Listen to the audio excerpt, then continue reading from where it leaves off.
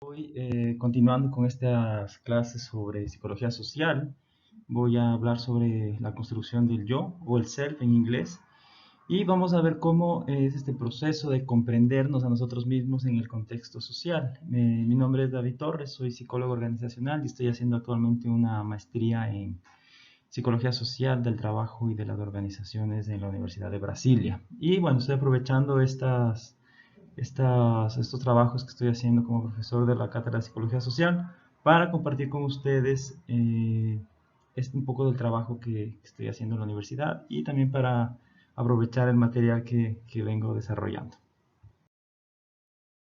Bueno, para empezar esta explicación o esta clase es importante también preguntarnos de dónde son estos orígenes de esta construcción del yo, ¿no? Para esto hay varios experimentos que se han hecho, por ejemplo el de Gallup de 1997 examinó cómo los animales tienen ese sentido de identidad observando sus reacciones cuando colocaron una pequeña parte de su cabello de color rojo. Entonces la idea era ver la reacción, si reconocían estos animales esa diferencia en su reflejo. Descubrieron que sí, que los grandes simios parecían tener un sentido de identidad, claro que obviamente es rudimentario, y que reconocen su imagen cuando fueron, digamos, se miraron al espejo en un primer momento, luego los anestesiaron y les pintaron este pequeño trechito de cabello de rojo y vieron cómo ellos podían reconocer este cambio en su fisonomía.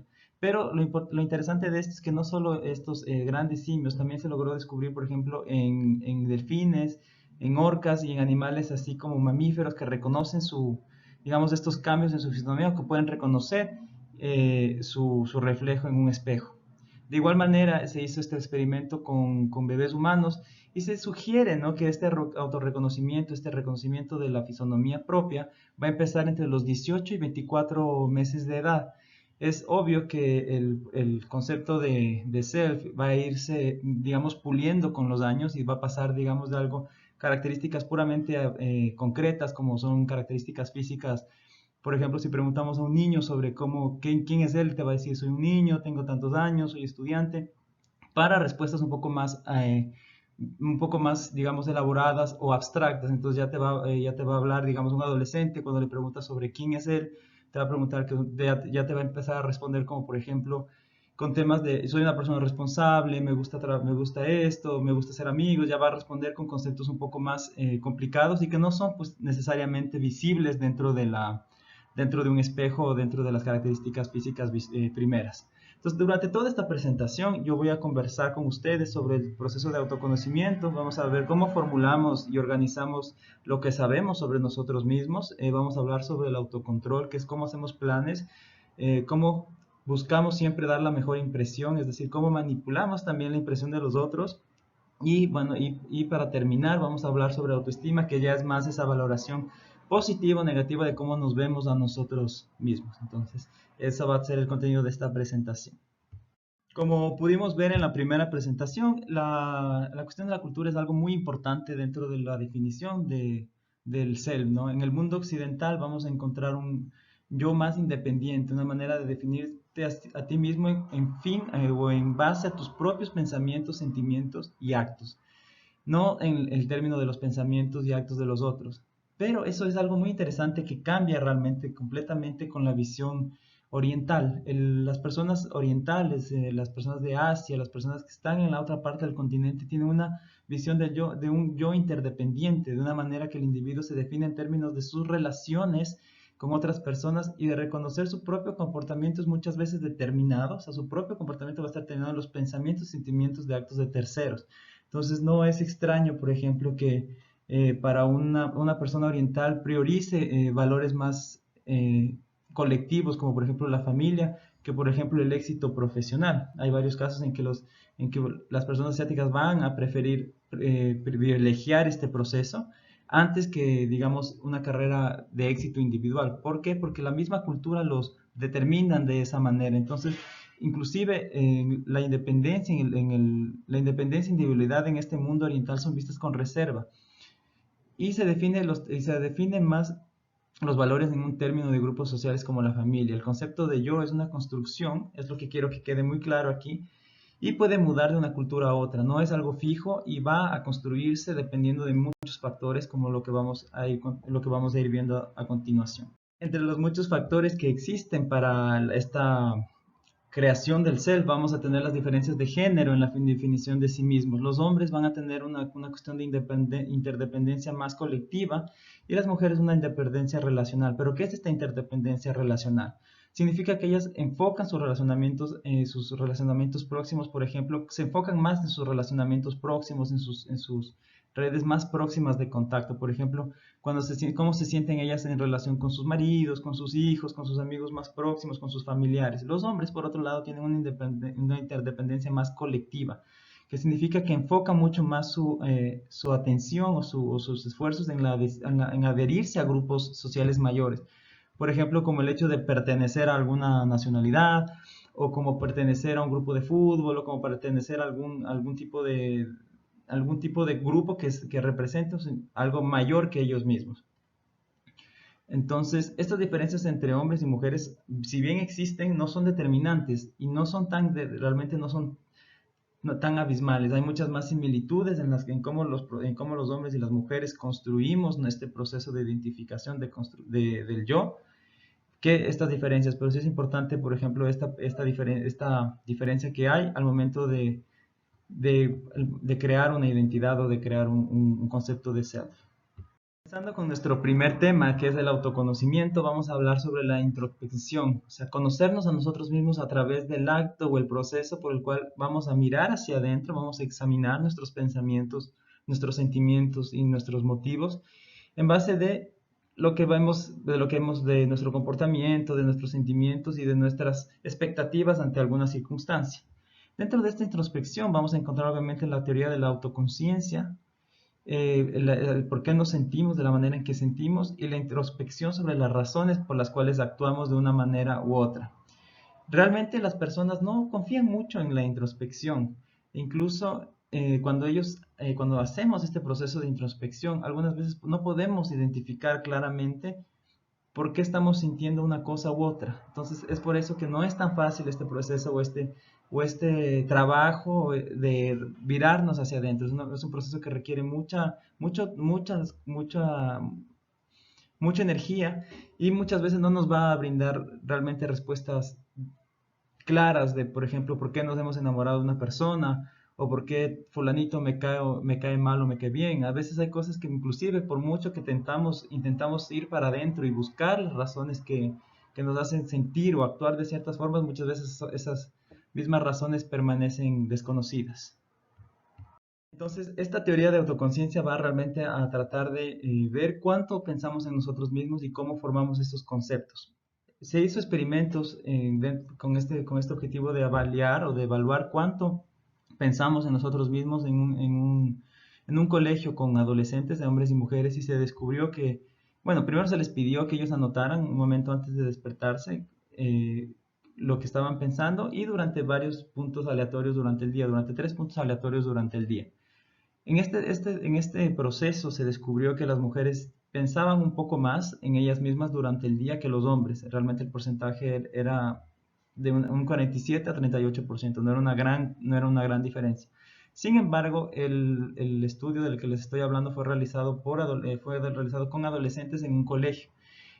Y la adolescencia es un proceso de mucha reflexión sobre la propia identidad, entonces puede ser que estas cifras no revelen realmente cuánto una persona adulta piensa en sí misma durante el día. Y realmente lo que parece apuntar es que no es tan común que la persona se enfoque en sí misma a menos que haya un estímulo externo que la haga recordar sobre sí misma, por ejemplo, una grabación, un espejo o algún estímulo externo que le permita eh, entrar a autopensarse. También es interesante aquí un experimento que se realizó llevando las músicas más populares, estudiando las letras de las músicas más populares entre la época de los 1982 y el 2007. Hicieron un recuento de las músicas más famosas, de las canciones más famosas y de las letras, identificando las palabras yo mismo y todo lo que se refería a los pronombres personales de la primera persona. Y se descubrió que ha habido un aumento de este tipo de pronombres en las letras de las canciones, lo que sugeriría que las personas están pensando mucho más en sí mismas ahora. La teoría de la autoconciencia significa que vamos a enfocar nuestra atención en nosotros mismos y vamos a comparar el comportamiento actual con nuestros padrones y valores internos. Es decir, vamos a tener unos valores internalizados y vamos a identificar cómo nos estamos comportando. Cuando hay algún tipo de disonancia, es decir, cuando hay un comportamiento que no se adecua a las ideas que nosotros tenemos, generalmente produce angustia y ansiedad, por lo que las personas quieren escapar de esta revelación y incurren por ejemplo, en conductas peligrosas como consumo de drogas, consumo de alcohol, puede ser también conductas peligrosas de tipo sexual, en fin, ocurre un desbalance que lo que tiene como objetivo estas conductas peligrosas es aliviar la angustia que produce tener un comportamiento o estar haciendo cosas que no van dentro del propio valor de la persona. Esto se lo reconoce como autofoco. El autofoco es digamos, enfocarnos en nosotros mismos y ver lo que estamos haciendo.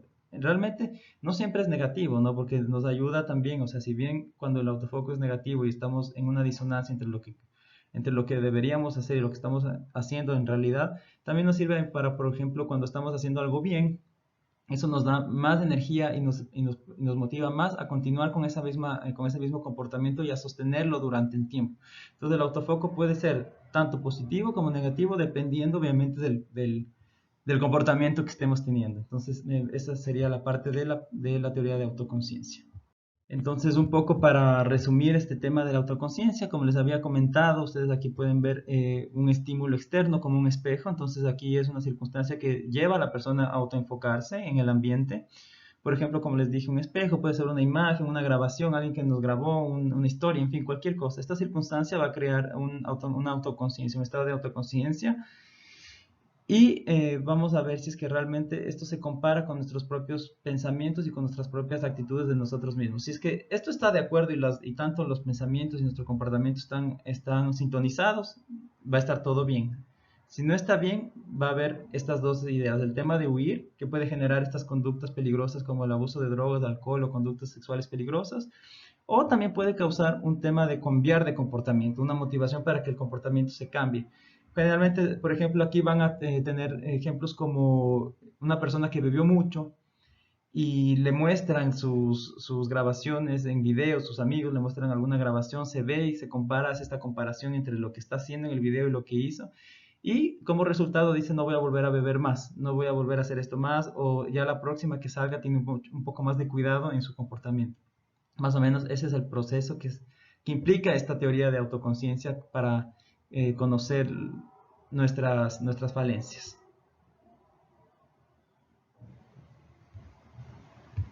Uno de los problemas de este proceso de autoconocimiento, de intentar conocer, de introspectar, es que no siempre somos conscientes de los procesos mentales que ocurren fuera de nuestra conciencia. Estamos conscientes solo del resultado final, es decir, si es que alguien nos gusta, sabemos que estamos enamorados, pero no sabemos cuáles fueron los pasos o cuáles fueron los caminos que nos dieron ese resultado, ¿no? Entonces, solo llegamos a tener conciencia ya una vez que el sentimiento se expresa dentro de nuestra percepción. Entonces, es por eso que la introspección no nos puede llevar necesariamente a causas verdaderas sobre nuestros sentimientos y comportamientos, pero vamos a tratar de manejarlo como es que sí, porque vamos a tratar de dar explicaciones, por ejemplo, vamos a valernos de teorías causales, que son teorías sobre nuestros propios comportamientos y sentimientos basados en un contexto cultural. Por ejemplo, una persona que no ha comido va a decir que se siente de mal humor porque no ha comido, pero no necesariamente es una razón eso, sino que esta persona está haciendo un proceso de buscar una teoría causal, que es tomar algo que sea propio del contexto cultural. Por ejemplo, es muy popular este tema de que si no comes estás de mal humor, y explicar su sentimiento, que sería en este caso estar de mal humor. Pero no siempre necesariamente esas causas van a ser reales o van a responder al verdadero motivo de por qué estamos sintiendo como estamos sintiendo. Muchas veces podemos estar muy equivocados sobre las causas, inclusive por las cuales estamos tratando de entender nuestros sentimientos y comportamientos. Un trabajo realizado por Wilson mostró que puede haber un riesgo negativo en hacer introspección sobre las razones de tomar decisiones. O sea, si podemos que podemos llegar a razones que no son necesariamente las verdaderas cuando hacemos este proceso de tratar de dar una razón sobre por qué estamos sintiéndonos de tal o cual manera. Dentro de este trabajo, él postuló que hay un cambio de actitud generada por razones. Y les voy a explicar en qué se refiere a esto. El cambio de actitud generada por razones o por las razones que uno da para un sentimiento o comportamiento es esta típica lista, por ejemplo, de los positivos, de los pros y los contras para entrar en una relación con alguien. Entonces, una vez que tú realizas este trabajo de racionalizar un sentimiento que generalmente no tiene razones lógicas o no responde a una razón lógica al sentimiento, vas a poner cosas que obedecen a la razón. Por ejemplo, es una persona con un buen trabajo, es una persona que tiene un buen entorno familiar, en fin, cualquier cosa como positivo y negativo. Vas a poner que tiene mal humor, que a veces no sé, no tiene buen gusto para comprar regalos, en fin, puede haber muchas razones que tú pongas en una lista, pero realmente esta lista o esta racionalización de los motivos por los cuales estás sintiendo alguna cosa no siempre va a poder explicar, no siempre va a reflejar las razones verdaderamente importantes por las cuales una decisión, por ejemplo, tan importante como estar en una relación con alguien o no, eh, tienen. Por ejemplo, nunca vas a poner en una lista la química que tienen, cómo te hace sentir especial esa persona cuando están juntos, en fin. Hay cosas que son mucho más difíciles de explicar y que no van a ser necesariamente fáciles de racionalizar, porque como les dije, no estamos realmente conscientes o 100% conscientes de los procesos, microprocesos que nos llevaron a ese sentimiento. Entonces, este cambio de actitudes generada por razones es algo que puede en ese momento funcionar. Es decir, tú dices, no, tiene muchos negativos, muchos contras, no me voy a meter en esta relación. Pero al final es un cambio de actitud transitorio y puede hacer que cometas un error al tomar una decisión sin tomar los elementos importantes, como por ejemplo, les digo, esta química, la sensación de cómo se sienten cuando se abrazan, en fin, esas cosas que son un poco más difíciles de verbalizar y de poner en un papel y que son muchísimo más importantes al momento de tomar una decisión. Entonces, son cambios que solo van a durar un poco y que pueden llevarnos a cometer errores al momento de realizar una elección o tomar una opción. Otra estrategia muy utilizada en tratar de entendernos es conocernos a través de la observación de nuestro propio comportamiento. Como ya sabemos, hay teorías de atribución que consisten en cómo nosotros vamos a hacer inferencias sobre las actitudes y sentimientos de las otras personas al observar su comportamiento. De acuerdo con esta teoría de autopercepción hecha por Venn en 1972, va a aplicar el mismo principio. Vamos a observar nuestro comportamiento, sobre todo cuando las situaciones iniciales no son muy claras o son confusas o no sabemos muy claramente sobre por qué nos sentimos así. Y vamos a también evaluar si es que ese sentimiento o ese comportamiento fue de manera libre. Entonces vamos a hacer lo siguiente, es como que nos preguntan si nos gusta la música clásica y últimamente hemos estado escuchando música clásica, entonces nos vamos a poner a tomar esos comportamientos, vamos a decir sí, hemos estado escuchando últimamente música clásica, lo hemos hecho de forma voluntaria también, entonces de ahí podríamos inferir que sí, que nos gusta la música clásica porque estamos escuchando música y lo estamos escogiendo de manera voluntaria. Entonces, es un principio de la teoría de atribución, como también tratamos de entender el comportamiento de los otros a través de sus comportamientos, pero también a través de nuestros propios comportamientos tratar de entendernos o también de formarnos estas teorías de autopercepción. Un elemento muy importante dentro de esta teoría de autopercepción que estamos revisando son la motivación intrínseca y la motivación extrínseca. Entonces, la motivación intrínseca, como su propio nombre lo dice, es una motivación propia que nace con nosotros y que lo hacemos por el puro gusto de hacerlo, porque nos gusta, porque es algo que nos apasiona, es algo que nace con nosotros, que viene de adentro. La motivación extrínseca ya son cosas que nos motivan a través del ambiente, es decir, por recompensas, por cosas positivas que obtenemos cuando realizamos algo que se espera, ¿no? Entonces, digamos, es algo que tiene que ver más con el tema de afuera. Entonces, lo extrínseco es de afuera y lo intrínseco es de adentro. Generalmente, eh, en esta teoría nos van a decir que muchas veces las recompensas, por ejemplo, que son una manera de fortalecer la motivación extrínseca, pueden ser dañinas para la motivación intrínseca, porque cuando tú colocas ya digamos, un motivador o una recompensa a una actividad que la persona ya hacía de manera voluntaria porque le gusta hacer o porque era algo que le gustaba, ya empieza a haber esta cuestión de que asocia con un tema de que lo está haciendo por la recompensa y no porque le guste. Entonces, es completamente desaconsejable realizar procesos de recompensas cuando con la motivación es intrínseca y realmente este tema de recompensas se lo va a sugerir mucho más o se lo va a aplicar mucho más con motivación extrínseca, por ejemplo, para un buen desempeño dentro de las organizaciones, para comportamientos de deshabituación, por ejemplo, de algún consumo de alguna sustancia, en fin, para ese tipo de cosas es mucho más aconsejable el uso de recompensas. Sin embargo, también es importante que las recompensas sean que tengan que ver con el desempeño más que con la tarea. Entonces, no tanto por lo que hicieron, sino cómo lo hicieron. Entonces, estas recompensas tienen que velar por eso para que la motivación extrínseca se mantenga y que sea, digamos, fuerte. Hay un experimento que viene a graficar esto que fue hecho por Stenberg y Lepper en 1976, en donde recompensaron a niños de 9 a 10 años por jugar con juegos de matemáticas. Esa era la esta.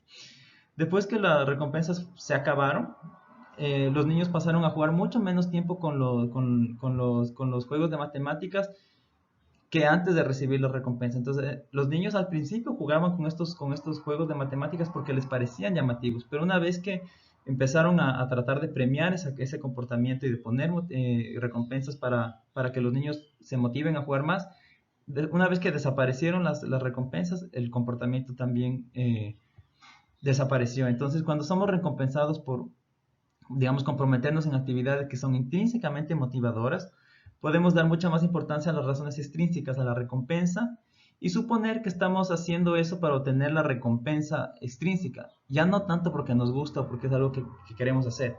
Esto es conocido como el efecto de superjustificación, es decir, ya no lo vamos a hacer por un gusto, sino porque queremos la recompensa. Esta teoría de autopercepción también va a hablar sobre las emociones y va a decir que la experiencia emocional es el resultado de un proceso de autopercepción de dos pasos, en el cual la persona primero experimenta una excitación fisiológica, que al principio no necesariamente tiene una explicación, y que después va a hacer este proceso de intentar entender por qué esta persona está agitada. Entonces, dentro de esta teoría encontramos varios experimentos también.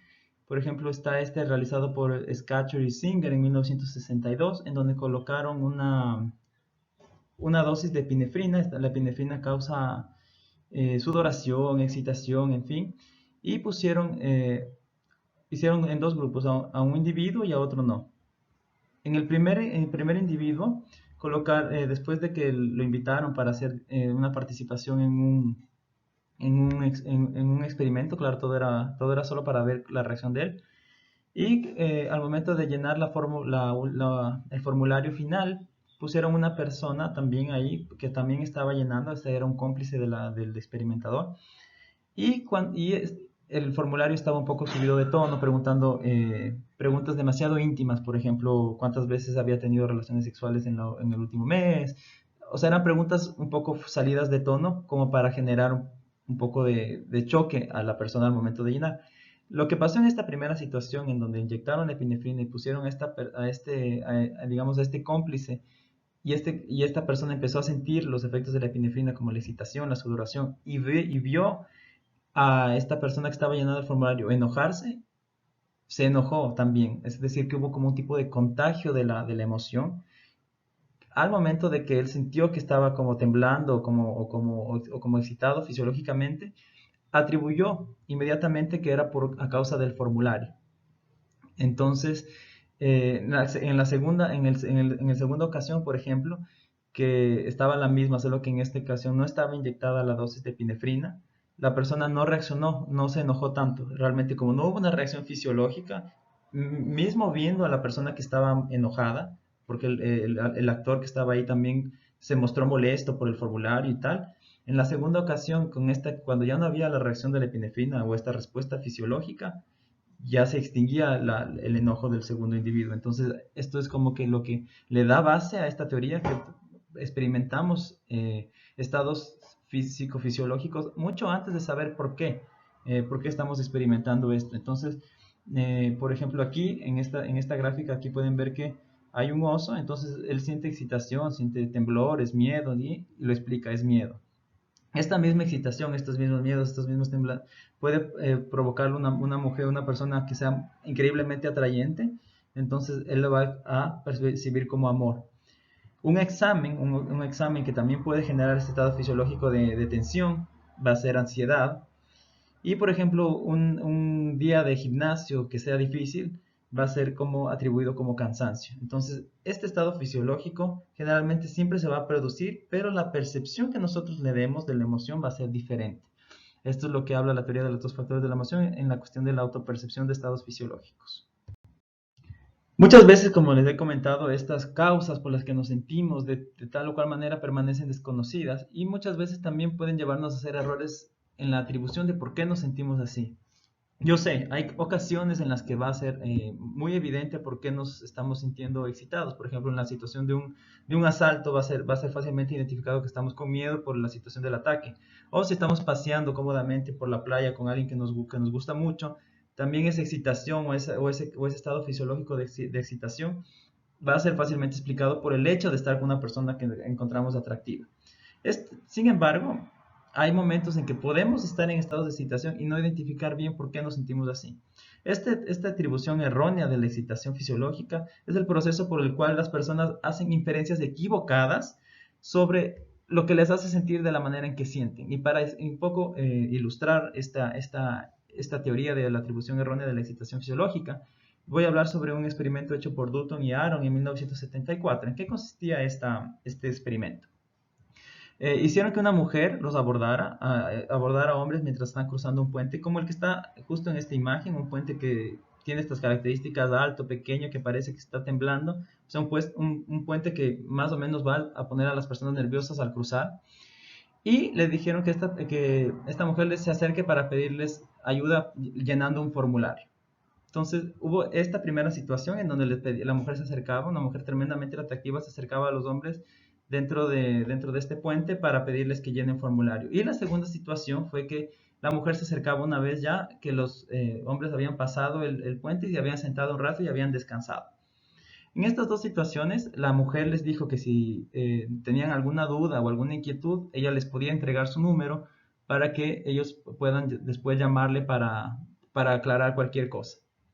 ¿Cuáles fueron los resultados que encontraron en este experimento? Bueno, los hombres que fueron abordados mientras estaban cruzando el puente tuvieron mucha más probabilidad y mucho más chance de llamar a la mujer e invitarla a salir que los hombres que pasaron el puente y se sentaron en la banca y estuvieron un rato descansando.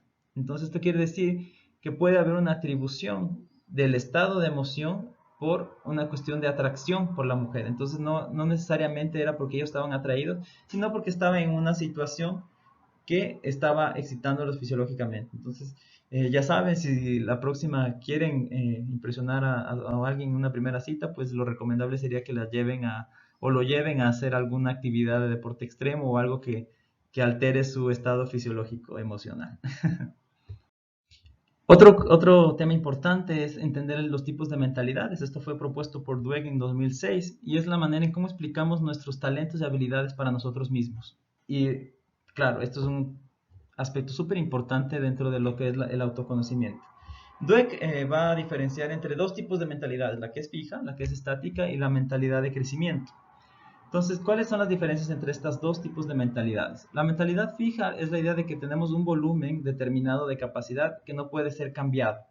Mientras que la mentalidad de crecimiento es la idea de que nuestras capacidades son cualidades maleables que pueden ser cultivadas y pueden crecer y mejorar.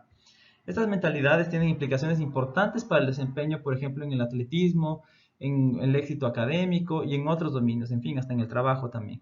Cuando los individuos con mentalidades fijas experimentan fracaso, es probable que interpreten eso como una evidencia de que sus capacidades no están para eso, o que son limitadas para alcanzar el éxito, que no poseen las capacidades necesarias para tener éxito. y son mucho más propensos a desistir. Por otro lado, los individuos que tienen una mentalidad de crecimiento ven los fracasos como una oportunidad de trabajar más duro y conseguir sus objetivos. Si bien esto ayuda a entender cómo nos vamos viendo a través de nuestras propias habilidades y conceptos, es importante mencionar que las mentalidades fijas pueden también cambiar, pueden volverse unas mentalidades en crecimiento y pueden aprender digamos, a ver de diferente manera los desafíos o los fracasos. Es importante también aquí que siempre se felicite, por ejemplo, a los niños a través de cuestiones no limitantes, no como que diciéndole, tú eres muy inteligente y sabía que ibas a tener buenas notas, sino más bien incentivando su esfuerzo. Muy bien, te esforzaste mucho y por eso es que estás teniendo buenos resultados. Siempre que tengas esfuerzo o trabajes por algo, siempre vas a alcanzar. No hay que enfocar, por ejemplo, en la crianza de niños, ideas limitadas de como que tú eres muy inteligente y por eso lo lograste. Tú eres muy y por eso lo vas a alcanzar. Porque eso ya es una mentalidad fija. Siempre hay que reconocer que todo esfuerzo, todo éxito acarrea un proceso de trabajo atrás y ese trabajo nos puede ayudar a mejorar y nos puede incentivar a cada vez hacer las cosas mejor. Entonces es muy importante al momento de, digamos, fomentar estas mentalidades de crecimiento en los niños y en los adolescentes, es siempre tener en cuenta que las capacidades no son limitadas y que un fracaso no significa necesariamente que en el próximo intento va a salir de esa forma. Entonces, estas son como más o menos la idea que debemos transmitir a los niños y a los adolescentes al momento de enfrentar los fracasos o los desafíos que van enfrentando en su vida. Bueno, si hablamos de capacidades, si hablamos de habilidades, vamos necesariamente a tener que hablar sobre comparación, ¿no? Porque siempre va a haber alguien más hábil, siempre va a haber alguien más capaz, siempre vamos a hacer este proceso de comparación también y que también nos va a ayudar a aprender sobre nuestras propias capacidades, sobre nuestras propias actitudes a través de este proceso de compararnos, ¿no? Entonces, esta teoría de comparación social va a hablar de dos cosas fundamentales. Primero, que la comparación social se puede hacer en temas de hacia arriba o hacia abajo, entendiendo que para arriba puede ser una comparación con alguien que ocupa una posición jerárquica mejor que la mía, o ocupa una posición social mejor, o tiene mejores contactos que la mía, y que la comparación social para abajo va a ser exactamente lo contrario, una persona que ocupa más bien una situación más baja o una situación menor o de menos o de menor de menores facilidades que la que yo me encuentro. Entonces, los estudios que hicimos, por ejemplo, sobre los estudios que hablamos en el comienzo de Gallup, de los chimpancés, de los grandes simios, sobre la pinturita roja en el cabello, muestran que el contacto social es fundamental. O sea, para este proceso de construcción del self es fundamental. ¿Y por qué traigo este experimento de nuevo? Porque el autoconocimiento solo se pudo ver, por lo menos en los grandes simios, cuando estos simios eran criados en sociedad. O sea, ellos podían entender que ese simio que estaba ahí era él mismo porque porque había visto otros simios. En cuanto a los que fueron criados de manera isolada o de manera aislada, ellos no pudieron reconocer el cambio en su reflejo. Entonces, este proceso de comparación, este proceso de entrar en comparaciones con otros con otros que tengan mejores o menores habilidades que nosotros, también nos va a dar este proceso de conocernos, ¿no? De saber quiénes somos. Entonces, es muy importante esto también para el momento de formar nuestro propio autoconcepto. Bueno, hablando sobre la importancia social en la construcción del self o del concepto de yo, del autoconcepto, vamos a hablar también sobre el punto de vista de los otros. Realmente este punto de vista sí va a influir también sobre nuestro propio concepto. Y se explica también en ese sentido de que no sé si ustedes han notado cómo algunas personas que pasan mucho tiempo juntos, generalmente las parejas, de una u otra manera tienden a ver el mundo de la misma manera. Este proceso se llama proceso de afinación social y es un proceso por el medio del cual las personas van a adoptar las actitudes de otra persona siempre y cuando haya una relación de afinidad entre ellas. Es decir, es más fácil influir en una persona para que cambie sus actitudes siempre y cuando tú hayas construido una relación de afinidad o de amistad con esa persona para que esta persona pueda adoptar las actitudes o los puntos de vista que tú le estás dando. Charles Kuhl en 1902 llamó esto como del yo espejado, del yo en el espejo, ¿no? Que significa que vamos a vernos a nosotros mismos en el mundo social por los ojos de las otras personas y con frecuencia vamos a adoptar estas visiones. Eso es lo peligroso de, por ejemplo, etiquetar a un estudiante como el estudiante problema, porque ya estamos como que predisponiendo o estamos poniendo una etiqueta a ese estudiante para que él realmente cumpla con las expectativas sociales que están teniendo sobre él. O, por ejemplo, de una relación, cuando ponemos una expectativa de que esa relación no va a dar bien o no va a salir bien, también ya estamos como que más o menos disponiendo a las personas para que adopten las actitudes y los comportamientos para que se cumplan estos puntos de vista, ¿no?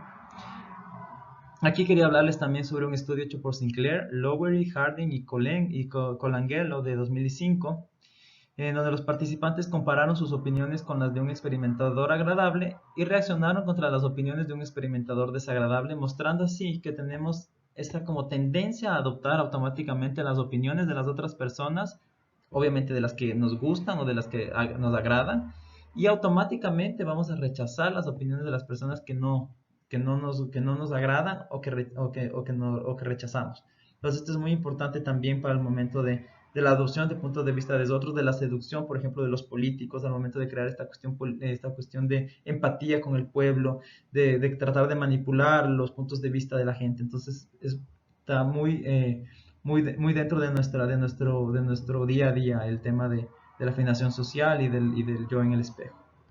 Bueno, estamos llegando por fin al autocontrol, dejando un poco el tema del autoconcepto, de la autopercepción, que como vieron es un tema grande. Ahora vamos a hablar sobre el autocontrol, que es como esta función ejecutiva del yo, cómo vamos a hacer planeamientos, cómo nos comportamos, ¿no? Es una función ejecutiva y va a envolver planeación, controlar nuestro comportamiento en el presente. Lo que vamos a ver a veces no es tan fácil, ¿no? El modelo de recursos autorreguladores, por ejemplo, dice que tenemos un autocontrol limitado y que una vez agotado puede ser difícil controlar nuestras emociones. Para eso vamos a ejemplificar, vamos a pensar que Sara hace un esfuerzo por sonreír y parecer feliz y despreocupada después de haber encontrado a su ex enamorado en una fiesta con otra persona, ¿no? Ella consigue hacer eso con éxito, está en la reunión, sonríe, pasa todo bien, pero después, cuando llega a su casa, ella está en una dieta y termina acabándose toda la refrigeradora. ¿Por qué? Porque todo el autocontrol, esta energía de autocontrol que utilizó para controlarse en esta situación en donde estaba el ex enamorado con una nueva chica, la perdió. Entonces ya no va a quedar más autocontrol para sostener el otro comportamiento que era el estar en dieta. Entonces, esto va a hablar sobre los recursos que son limitados dentro de las regulaciones del self. Un dato importante que les quiero dejar es que en Masicampo y Baumeister hicieron un estudio también y encontraron que la glucosa en la sangre puede fornecernos o darnos energía extra para el autocontrol, es decir, el azúcar. Entonces es importante que si estamos en situaciones en donde necesitamos mucho control, es recomendable, según estos resultados científicos, que tengamos una fuente de glucosa cercana, por ejemplo, una limonada con azúcar, para controlar mejor nuestras emociones. Este va a tener un efecto positivo en nuestro control, ya que este es limitado y el azúcar nos puede ayudar a mantenerlo por más tiempo. El mundo es un palco y vamos a querer siempre a tratar de dar la mejor impresión de nosotros mismos, vamos a tratar de proyectar la mejor imagen de nosotros o cómo queremos que nos vean o cómo nos gustaría ser, ¿no? Siempre vamos a hacer eso y para hacer ese proceso que se llama administrar las impresiones, vamos a utilizar algunas estrategias. Por ejemplo, tenemos la insinuación, que consiste en este tema de alabar o elogiar a personas o mostrarse más simpáticas con personas que están en una mejor posición que nosotros, con el objetivo de ganar sus favores. Hay también este autodebilitamiento, que puede ser de dos tipos, que es el comportamental y el relatado. El comportamental mucho más grave, porque consiste en una estrategia por la cual las personas crean obstáculos y disculpas para sí mismas, en el caso de que se desempeñaran mal en una tarea y así evitar la culpa, ¿no? El comportamental, como les digo, ya consiste en una actitud, en una forma de una manera que reduzca la probabilidad de tener éxito en la tarea y en caso de que fallan, pueden culpar a los obstáculos que tuvieron para alcanzar este objetivo, ¿no? Inclusive pueden faltar por la falta de capacidad. Los obstáculos generalmente más utilizados incluyen drogas, puede ser alcohol, esfuerzos reducidos en la tarea y la falta de preparación para un evento importante. El segundo tipo ya es un poco más, no es tan grave, es un poco más relajado, es menos extremo. Y en vez de colocar obstáculos para el éxito, las personas dejan disculpas hechas ya para usar en el caso de que fallen. Es decir, se adelantan a cualquier tipo de fracaso y van dejando ya una disculpa hecha para ese momento. El riesgo de esta autolimitación, de este autodebilitamiento, es que esto puede realmente causar un mal desempeño, lógicamente, que es tan temido a la vez y que quiere ser evitado. Y a medida que pasamos a creer en estas propias disculpas, nos vamos a esforzar menos en esa tarea. Entonces no es un arma de doble filo, porque si nos enfocamos mucho en eso, al final nos vamos a desempeñar peor. Entonces, algo importante también en este tema de manejar las impresiones, de darla mejor, vamos a ver también una diferencia entre Occidente y Oriente. Si bien ambas personas, tanto en las culturas orientales como culturas, van a tener este deseo de administrar estas impresiones que las personas tienen, se van a hacer diferentes, ¿no? O sea, las imágenes que cada uno va a querer presentar, tanto en Oriente como Occidente, van a ser diferentes y van a tener diferentes conceptos sobre lo que es bueno y sobre lo que es malo. Por ejemplo, una persona oriental va a querer siempre verse más familiar, ver que tiene un buen grupo, un buen colectivo, que pertenece a una familia fuerte. En cambio, una persona individual va a querer presentar una imagen de una persona muy competente, que es muy profesional, que es muy independiente, ¿no? Entonces ya en eso va a haber también diferentes maneras y diferentes estrategias para llegar a lograr esa influencia, ¿no? O esa administración de las impresiones. Finalmente, vamos a hablar de la autoestima, y el autoestima es esta evaluación que hacemos sobre nosotros mismos, son cómo nos sentimos con nuestro propio valor, cómo, cómo esas personas también perciben ese propio valor y cómo ellas ven, cómo estas personas nos perciben buenos, competentes, amigables, en fin, es una cuestión ya más emotiva, ¿no? Como ustedes pueden ver aquí, niveles bajos de autoestima están fuertemente relacionados con depresión, con sentimientos de ineficacia, con falta de control sobre la propia vida. En cuanto eh, niveles altos de autoestima es todo lo contrario, ¿no? Y también está asociado con preservar ante situaciones, perseverar ante situaciones difíciles, disculpen. Y la teoría de administrar el terror, es decir, las personas con alta autoestima maneja mucho mejor angustias como por ejemplo la angustia de la propia mortalidad, que habla esta teoría de administrar el terror. Nos dicen que todos vivimos con esta idea de finitud, de que somos pasajeros, y que las personas con una autoestima alta generalmente logran manejar mejor esta angustia sobre la teoría del terror. Eh, Sin embargo, el autoestima también tiene una parte negativa cuando ya es demasiado. Hay una parte de autoestima que no es saludable, de un alto autoestima no saludable, que ya llega a ser el narcisismo, ¿no? Como ustedes todos conocen, Narciso es un personaje de la mitología griega que un día se ve en el reflejo de un río y queda perdidamente enamorado de él, tanto así que pasa día y noche observando su propio reflejo hasta el punto tal que muere de inanición, es decir, muere por no comer o no de tan maravillado que se encuentra por su propia imagen. Entonces, de este mito sale también esta palabra narcisismo, que es una combinación de amor propio excesivo, que va a llevar obviamente una falta de empatía por los otros, y tiene como característica que son súper autocentrados, son preocupados en sí mismos y suelen ser demasiado manipuladores. Algo que es importante mencionar aquí también es que si ustedes nacieron después del año 80, pueden tal vez no querer saber de esto, pero el narcisismo ha aumentado entre los universitarios en los años recientes. Hay un estudio que se hizo en el 2010 de John Tengue, en donde rastreaban, eh, en donde aplicaron un inventario de personalidad narcisista a los universitarios de Estados Unidos entre los años 82 y 2008, y vieron que este rasgo de personalidad efectivamente ha ido aumentando últimamente. Entonces, pueden ser varias las causas, sobre todo recordemos que vivimos en culturas extremadamente individualistas que todo el tiempo están fomentando el tema de ser muy efectivo de los éxitos personales, en fin, que puede también influir más también el sistema de producción actual. En fin, ahí pueden haber varias hipótesis por lo cual este narcisismo está aumentando, lo que también puede significar que cada vez van a haber más problemas en lo que es relaciones de pareja, personas con más estrés, personas que son menos empáticas, en fin, todo lo que acarrea tener ya una sociedad cada vez más narcisista, ¿no? Entonces, bueno, realmente esto sería todo. Con esto termino mi exposición. Espero que les haya gustado y sobre todo que hayan podido aprender alguna cosita sobre cómo nos vamos construyendo nosotros mismos en función de los otros. Muchas gracias y nos vemos pronto. Chao, chao.